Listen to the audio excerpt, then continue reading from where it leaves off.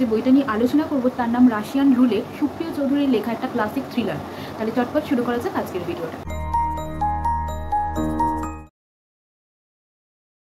Roulette সুপ্রিয় চৌধুরীর লেখা, 350 পাতা বইয়ের দাম, হার্ড কভার, 165 পেজ এরকম হবে। আমি তবু এই পুরো ডিটেলসটা দিয়ে দেবো ডিসক্রিপশন বক্সে, তোমরা সেখান থেকে চেক করে নিও। এছাড়াও বই কেনার লিঙ্কও আমি ডিসক্রিপশন বক্সে দিয়ে দেবো। বইয়ের প্লটটা আমি তোমাদেরকে ছোটো করে বলি। এখানে বইয়ের গল্পের নায়ক হলো তুর্য বোস, যার বাবা একজন ইন্ডিয়ান এবং মা হলো রাশিয়ান।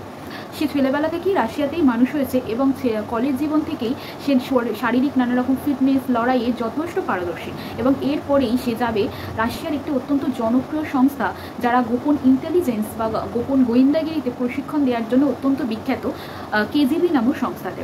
সেখানে সে গিয়ে যথেষ্ট পারদর্শী হয়ে, এর থেকেও আরও বেশি একটা স্মার্টস নামের সংস্থা রয়েছে যারা কেজিবির থেকে যারা অত্যন্ত পারদর্শী হয়ে বেরোয় তাদেরকে প্রশিক্ষণ দিয়ে থাকে, এবং সেখানে গিয়ে পারদর্শিতার চরম শিখরে পৌঁছে সেখান থেকে বলতে পারেন সফল হয়ে বা পাশ করে বেরোবে এবং এই ধরনের কাজে লিপ্ত হয়ে পড়বে। এরপরেই তুর্য, যে গল্পের নায়ক, তার জীবনে নানা রকম উত্থান পতন আসবে। তার বিবাহ, তার ভালোবাসা, রাশিয়ার দাঙ্গা লেগে যাওয়া, গোপন ইন্টেলিজেন্স এই কেজিবি সংস্থার ভেঙে যাওয়া, তার নিজস্ব প্রিয়জনদের হারিয়ে ফেলা, এবং সর্বশেষে তার এই গোপন ইন্টেলিজেন্স কেজিবি সংস্থার হয়ে যে কাজ করা সেখানে পদত্যাগ করা। কিন্তু এর কিছু বছর পরেই তাকে আবার ফিরতে হবে এই একই কাজে। কিন্তু কেন, কিসের টানে বা এখনও কী রয়ে গেছে যার জন্য কী দরকার পড়লো এই জায়গায় তাকে ফিরতে হচ্ছে, আর এইখান থেকেই আসল গল্পের মূল ইন্টারেস্ট শুরু হচ্ছে।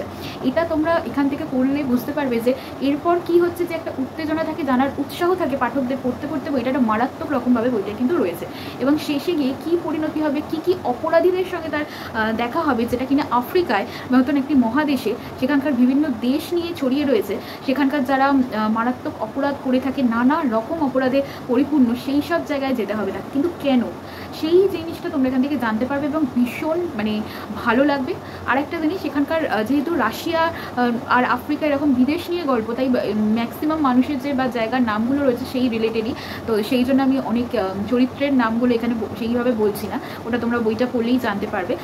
তো এই বইটা আমি তোমাদেরকে রেকমেন্ড করছি, অবশ্যই পড়ে দেখতে পারো, বেশ ভালো লাগবে। লিঙ্ক আমি দিয়ে দেবো ডিসক্রিপশন বক্সে। মেনলি এটা তোমরা আনন্দ পাবলিশার্স থেকেই পাবে, তো কলেজ স্ট্রিটে চলে গেলেও বইটা পেতে পারো। তো বইটা পড়ে থাকো, আমাকে অবশ্যই জানিও যে কেমন লাগলো। একটা লাইন আমি শুধু শেষে বলবো, বইটার শেষটা কিন্তু ওপেন এন্ডিংয়ে শেষ হয়েছে, তো সেই বুঝে বইটা তোমরা পারচেস করবে কিনা ডিসাইড করো, কিন্তু আমি বলবো পড়ে দেখতে পারো, বেশ ভালো লাগবে। আমার আজকের এই রিভিউটা এতটুকুই, আশা করছি তোমাদের ভালো লাগবে।